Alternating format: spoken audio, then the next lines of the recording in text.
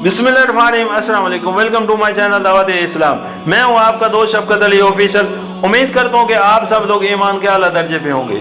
सूरत आल इमरान की आयत नंबर 75 का तर्जमा, और अहले किताब में से ऐसे भी हैं कि आप अगर उसको एक खजाने का अमीन बना दो तो भी वो उसको अदा कर देगा, और उनमें से ऐसे भी हैं आप अगर उसको एक दिनार भी अमानत दो वो भी आपको उस वक्त तक अदा नहीं करेगा मगर जब तक आप उनके सर पर खड़े रहो।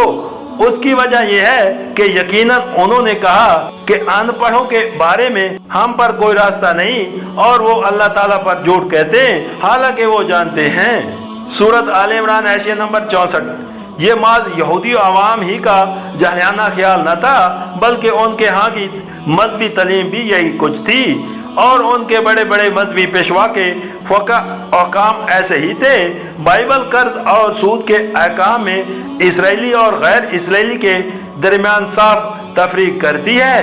अतशना तलमूद में कहा गया है कि अगर इसराइली का बैल किसी गैर इसराइली के बैल को जख्मी कर दे तो उस पर कोई तवान नहीं, मगर गैर इसराइली का बैल अगर इसराइली के बैल को जख्मी कर दे तो उस पर तवान है। अगर किसी शख्स को किसी जगह कोई गिरी पड़ी चीज मिले तो उसे देखना चाहिए कि गर्दपेश आबादी किन लोगों की है।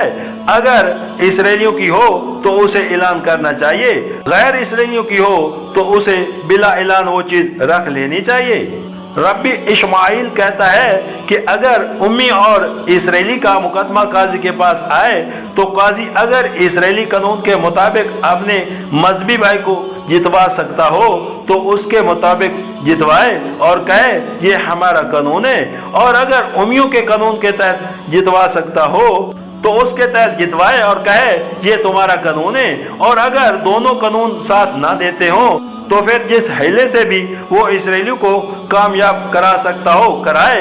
रब्बी शोवाइल कहता है कि गैर इसराइली की हर गलती से फायदा उठाना चाहिए।